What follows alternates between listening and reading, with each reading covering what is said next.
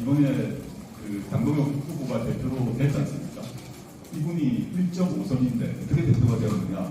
전남길한테 머리 조아리고 면접 받고 머리 조아리고 윤석열을 복당시키겠다 그러고 이런 그런 행동을 통해서 표를 얻는 거 아니겠습니까? 현재는 국민의힘 안에 다수가 국회의원도 그렇지만 당원들도 상당수가 극우, 친일, 뉴라이트, 사이비 종교, 부정선거 음모론 이런 극우 유튜버 이런 분들의 지지를 받는 당대표신 거죠. 그러다 보니 전환기라는 사람이 나타나서 자기가 대구시장 할 수 있으나 연구하겠다 이런 얼토당토하는 말 하는 거 아닙니까?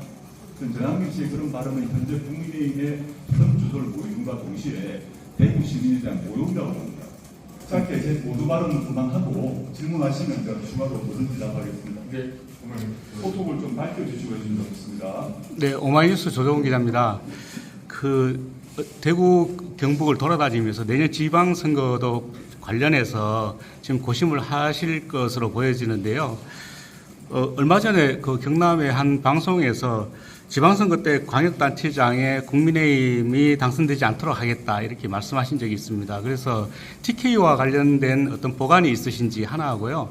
또 하나는 TK는 여전히 또 국민의힘 지지율이 상당히 높은 편이고 최근에는 전한길 또는 이진숙 씨가 대구시장 출마하겠다 이런 얘기도 있습니다. 이 부분에 대해서도 한 말씀 부탁드립니다.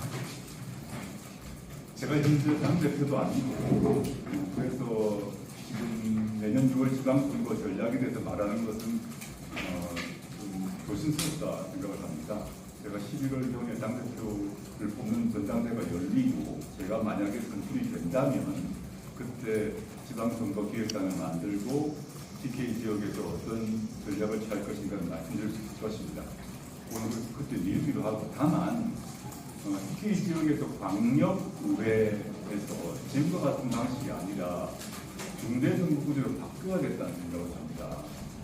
그래야지 이제 국민의힘이 아닌 여러 다른 조국신당만이 아니라 다른 목소리가 광역에 반영될 것이다. 그렇게 생각합니다. 그게 다양한 목소리가 대구시정에 대구시의회에 반영되지 않겠습니까? 그런 제도 개선이 필요한 것 같고 그런 주장은 제가 듣기에 민주당 대구시당위원장께서도 말씀하신 바 있는데 정파를 떠나서 유사한 얘기를 하시는 것 같습니다. 제도 개선이 필요하다. 그러면 대구만 얘기하자면 대구시장도 국민의힘, 대구시의회도 국민의힘. 그러면 시정에 대한 통제가 불가능하죠. 아예 불가능합니다. 몇 명이라도 대구시의회에 또는 경북 도의회에 비국민의힘 의원들이 많이 들어와야 된다. 그렇게 제도가 바뀌어야 된다고 생각하고 그 점에 있어서는 조국신당과 민주당 의견이 같은 것 같습니다. 그거를 좀 제대로 추진할 생각이고요. 두 번째 전환길 씨 얘기했지 않습니까? 저는 한편 참 국민의힘의 비극이다.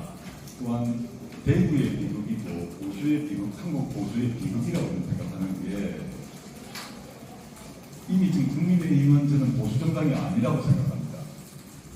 이번에 장동혁 후보가 대표로 됐지 않습니까?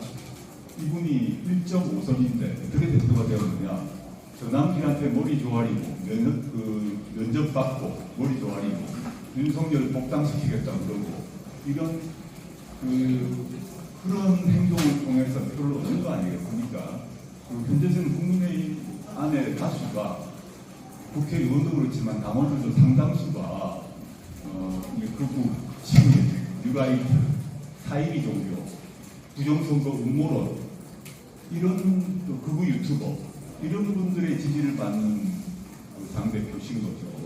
그러다 보니 전환기라는 사람이 나타나서 자기가 대구시장 할 수 있으나 연구하겠다 이런 얼토당토하는 말 하는 거 아닙니까?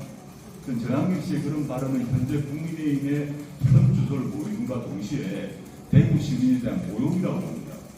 대구 시민이 물론 대구 시민 중에서 여전히 윤석열 어게인을 바라고 김건희 석방을 바라는 분이 계시겠죠.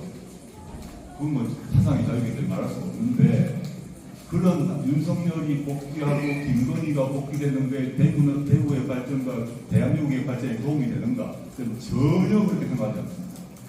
대구 시민이 결단을 해서 정상적 보수, 그 정상적 진보가 대구 지역의 정치, 대한민국의 정치를 끌고 가도록 결단을 내려주셔야 된다. 예.